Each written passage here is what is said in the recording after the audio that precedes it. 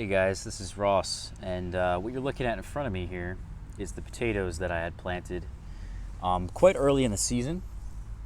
I forget the specific date, but you can go back and look at exactly when I had planted these. And I did a video kind of explaining what this wooden part here is for. This is for hilling. Potatoes really like to be hilled, and you get a much larger crop that way. I have more potatoes here. You know, we got a honeyberry in the middle, more potatoes, and then there's a grapevine on the end. Really spacing these guys quite close, and they're getting quite tall, I have to say. They really are, these plants. I'm surprised it's only like May 23rd here, and they're getting quite big. So I'm excited because this means lots of potatoes in my future. And potatoes you can harvest yourself and grow yourself.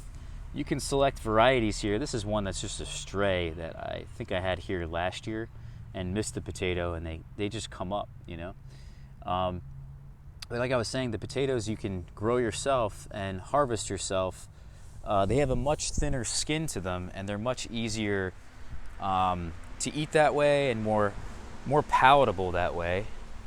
We also have some strawberries down in here that also just came up on their own. That's probably how I plant potatoes from now on. You know, I'll do a video on the harvesting of potatoes and the planting of the potatoes. You know, there's another one over here that's crowding the gumi. And what you should do really is harvest these potatoes and plant them at the same time. It's really that simple. But to go back to what I'm going to do in this video is hilling. I also have another wooden thing here that I'm going to put on top. So I got some lumber at Home Depot and created these kind of raised bed squares here. They're 3 feet by 3 feet, and I'll just place another one right on top. And right now we're going to fill this raised bed here with soil so that all these nodes that are down in here are then covered with soil. And by covering them with soil, they're going to send out more roots at these points here on the stem, and then those roots will then form potatoes rather than just having the potatoes form, you know, in the ground. You can then raise them up higher and get a much higher crop throughout the season. And you know what? The stems are really quite lanky. There's no foliage down here anyway, so it seems like a no-brainer to me. You know, why the hell not? Let's just mound up some soil, you know? So I find this is going to be a really great way to do it. And the last thing I guess to do is just throw in some soil. So let's get this guy in here and fill in this bed as much as possible.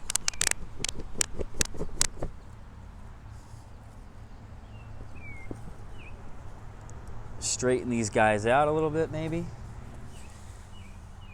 I do have about 7 potatoes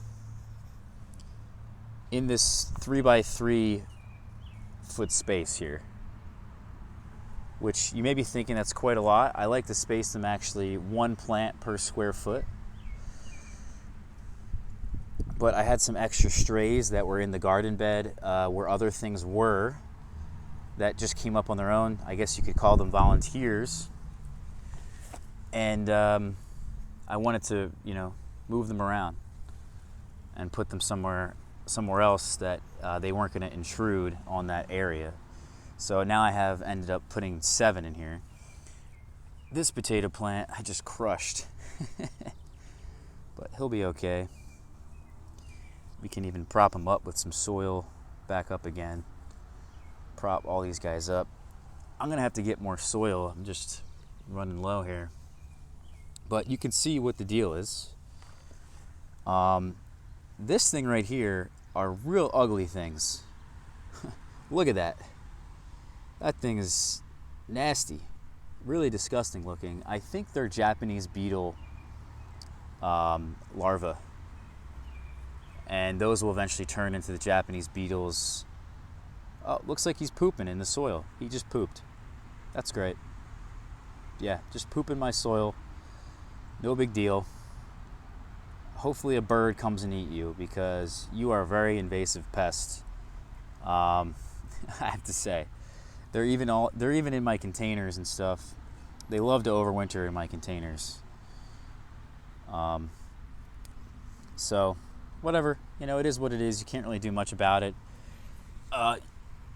They're not too big of a problem, but then again, we'll see what happens this year, because I haven't really dealt with them this year yet.